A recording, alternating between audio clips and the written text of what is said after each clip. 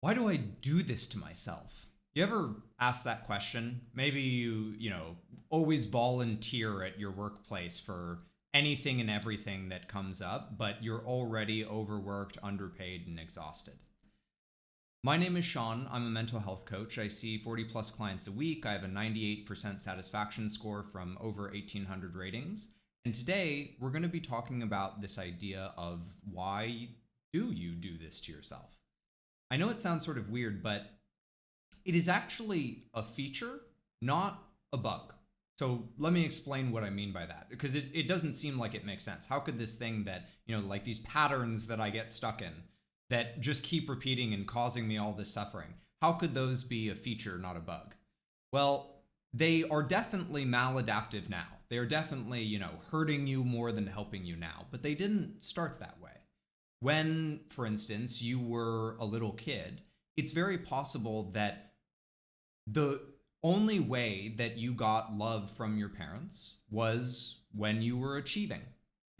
Most of the time your parents, they housed you and clothed you and paid for things for you.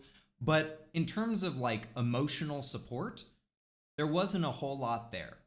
But when you achieved something, when you went above and beyond and, did extra chores or did a really good project for school, all of a sudden you were showered with praise. And as a little kid that didn't get that in many other ways, that felt really heckin' good. And so it makes perfect sense that you would carry that forward into adulthood with, other people in your life, like your workplace. Now, when I think about that, I think about what a brilliant little kid that was. This kid who figured out how to get their needs met through acting in a certain way. And I don't know about you, but for me, I think that kid deserves a lot of reverence because they worked really hard and did the best that they could to figure out how to get their needs met. Now, the situation may be different now, but how would you feel if you had a friend, for instance, and you had always done something for this friend that they really appreciated and seemed to help them a lot, and then the friend's situation changed and you didn't realize it, and so you did the thing, and then they got really mad at you and said, why are you always doing this? Stop doing this. It's so annoying. I don't know about you, but for me, I would feel really sort of blindsided, hurt, betrayed. And from what I've experienced working with people, that is exactly how this part of you that is, trying to get its needs met in the best way that it knows how, that's how it feels when you say, why do I always do this to myself? And I don't think that it's your fault that you're treating it that way, because it is, it is the behavior is causing you suffering. So it makes sense that you would be upset about it. But in having this understanding of, oh, wow, this part of me is this pattern that I am stuck in is actually trying to meet my needs. It allows you to start to work with that part of yourself rather than against it. When I guide clients through this, there's this really beautiful journey that I see them go on, which is that oftentimes they will start to genuinely feel compassion for themselves for the first time in their lives. Because there's all of this, mental healthy talk about you need to be more compassionate with yourself. You just need to have more compassion for yourself. Just tell yourself that you love yourself. But then when you actually tell yourself that you love yourself, it just feels like a lie. It just feels empty. The part of you that you're talking to knows that you don't believe a word of it, and so it doesn't do anything. And what is really cool is that through coming to an understanding, not agreement, but an understanding of what this part of you is doing and why it is doing it, the compassion emerges naturally. At least that's what I see with clients. And to see clients crying because they actually feel compassion for themselves for the first time, it is an honor to witness. Now, don't get me wrong. It's not like when you do this, all of a sudden, this part of you is going to be gung-ho and completely change their behavior. That part of you is still going to be terrified because Basically, it has been using a particular tool its entire life. And you're saying, no, set that tool down and pick up a different one.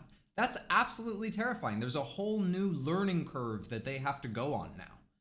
But they are more willing to go on that journey with you, to like try out the scary thing, because you have shown them that you two are on the same page, that you two actually have the same goal and you're trying to work together. And by doing that, you two can form an alliance rather than an antagonistic relationship. That being said, this is really hard, and you don't have to do it alone. I'll leave a link down in the description where you can schedule a free 50-minute session with me. And let me give you a personal example of how this plays out in my life. When I was younger, I grew up around a lot of big personalities that I didn't really feel like I could compete with. And it made me feel really powerless. Like I couldn't, my voice couldn't be heard. But there was one thing that I could do that did give me a sense of agency again, which is I could shut down. Because for however big their personalities were, if there was something that they wanted me to talk about, they couldn't make me if I didn't want to. And so it restored a sense of agency for me. The problem was that as I continued doing this, the sort of steel vault doors that would come down started to feel automatic. They started to come down whether I wanted them to or not. And trying to express myself, if I actually wanted to talk something out with somebody, trying to express myself while those steel vault doors were down felt like shoving my soul through a cheese grater. It was nigh impossible. And so I started to feel imprisoned by these steel vault doors. They became maladaptive. They started hurting me more than helping me. And when I would, get really frustrated with myself, guess what happened?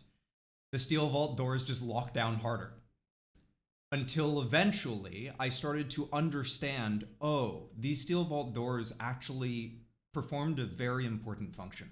They gave me a sense of agency and power in my life. They kept me safe.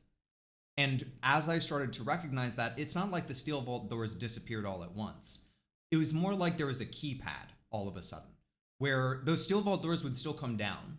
But then if I let them know that the situation was okay, that I did actually want to share in the situation, that everything was safe, I could, punch in the key code and lift the steel vault doors back up. So just for a second, if it's okay with you, I'd like to try speaking directly to this part of you that, has become maladaptive over time. And what I want to say is, in no way are we trying to get rid of you or replace you. Ultimately, what we're doing is that this thing that you provide, this tool that you provide, is actually incredibly valuable. We just don't think that it should be you who has to carry all of the weight of it anymore.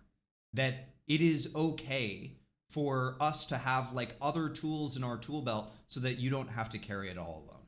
That's all that we're doing. We're not getting rid of you. We're actually trying to give you some help. So there are a few questions that I want to ask you that I think would be helpful to reflect on if you really resonate with what we've talked about today. The first question is, what did this adaptation do for you? Or another way to think about this is, what made it important for this part of you to behave this way? And listen, I get it. When those steel vault doors would come down and I felt like I couldn't express myself, it was incredibly frustrating. And there's a damn good reason that those steel vault doors came down. And it is the same thing for what you experience. It is incredibly frustrating for these painful patterns that repeat over and over and over again. And there's a damn good reason that they exist. And by starting to understand that, those painful patterns You will have more ability to change those painful patterns. And I don't know about you, but I feel really excited about the idea of, if you have accomplished all that you have, fighting against this part of yourself every step of the way, I just am excited about the idea of what you will be able to accomplish when you two are working together. Some people do this on their own for a long time. Others decide that they don't want to do it alone anymore. And if you fall into the latter camp, like I said, I'll leave a link down the description where you can schedule a free 15-minute session with me so that you don't have to do it alone. If you resonate with this, if you find this helpful, if a certain person pops into your mind as you listen to this, I'd really appreciate if you would send it to them. I make these resources to try to spread more like good mental health in the world. And so if you could help me with that, it would mean a lot. And then the last thing is that one of these painful patterns that I hear a lot is people thinking that they are lazy. They're like, every time I get home from work, I tell myself that I'm going to clean my room or that I'm going to clean my kitchen or whatever it is, but then I just don't do it because I'm so lazy.